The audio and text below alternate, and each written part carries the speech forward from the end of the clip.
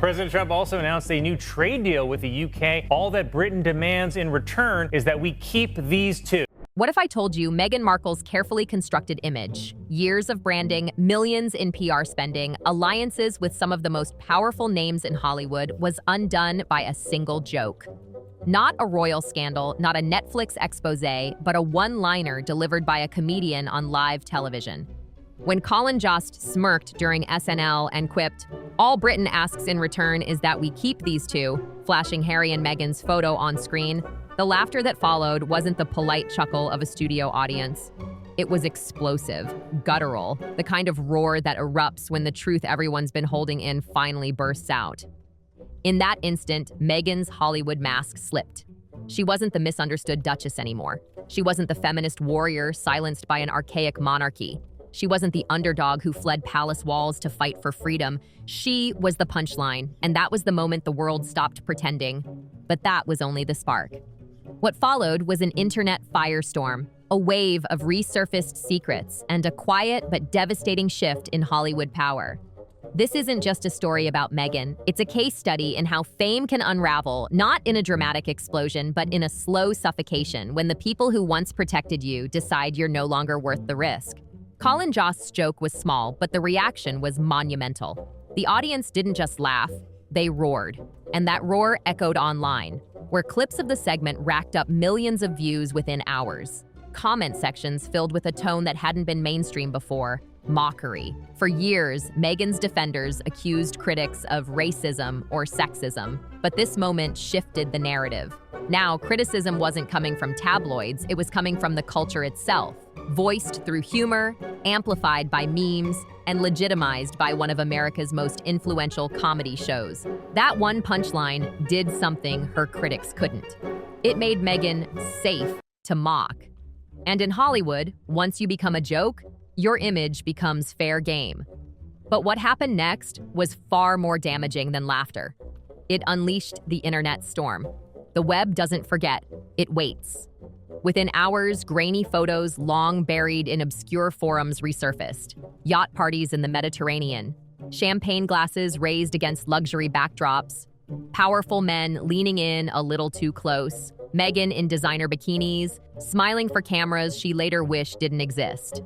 The problem wasn't the photos. Every celebrity has a past. The problem was the cover-up. For years, Meghan's PR team spent fortunes trying to erase these images, threatening websites, pressuring search engines, even pursuing legal action. And when fans realized how aggressively these photos were scrubbed, the backlash was immediate. It wasn't about what she did, but what she tried to hide. People felt misled. How could she preach about struggle and authenticity while airbrushing half her history out of existence? Reddit threads became archives, collecting not just photos, but old interviews, staff testimonies, and clips that contradicted her narrative. TikTok creators dissected her past statements frame by frame. What Meghan wanted erased was suddenly everywhere, circulating faster than her team could ever contain. But while the internet was brutal, the bigger earthquake came when Hollywood began turning cold.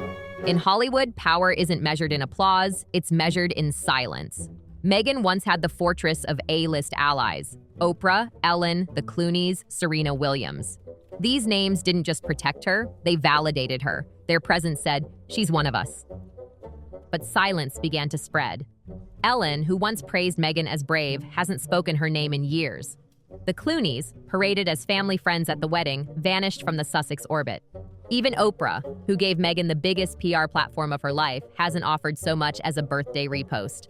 This is how Hollywood cancels. Not loudly, not with statements, quietly. Publicists whisper, clients are advised to steer clear, calls stop being returned. You don't get fired, you get ghosted. And Meghan was being ghosted faster than anyone expected.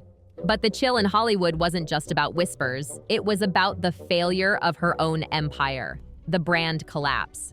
Meghan's lifestyle ventures followed the same glossy formula: curated Instagram reels, empowerment slogans, designer aesthetics masked as relatability. But audiences weren't fooled anymore. Her brand fatigue was palpable. The berry-picking in cashmere sweaters, the curated, relatable moments in rented gardens, the perfectly staged, authentic shots, they felt hollow, performative, even satirical. Her Netflix shows and podcasts flopped. Critics called her cooking show a PR exercise, not a passion project. Her podcast was accused of mimicking existing concepts. Every attempt at reinvention backfired. The irony? Meghan didn't lose because she was too controversial. She lost because she became predictable. People weren't rejecting her because she was bold. They were rejecting her because she was boring. And behind the polished facade, the cold truth was unavoidable: the money problem. Netflix had wagered $100 million on the Sussexes. But the numbers told a humiliating story. Harry's polo series barely registered in global rankings. Meghan's documentaries opened strong but collapsed in week 2. Even Suits, her decade-old series, was outperforming her new projects by millions of views. Inside Netflix, discussions shifted. Executives used coded language, brand misalignment, creative differences, phrases that really meant "we've lost faith." The resurfaced yacht photos gave them the perfect excuse. Quietly, they could let the contract expire without looking like villains. And they weren't alone. Brands stepped back. Sponsors grew cautious. Invitations conflicted. In boardrooms, Meghan's name became shorthand for risk. But the most devastating betrayal wasn't from Hollywood or corporations. It came from the people she needed most, her fans. Meghan once thrived on her fan base. They defended her against tabloids, framed her as a victim of an outdated monarchy, and fought her online wars for her. But that loyalty cracked.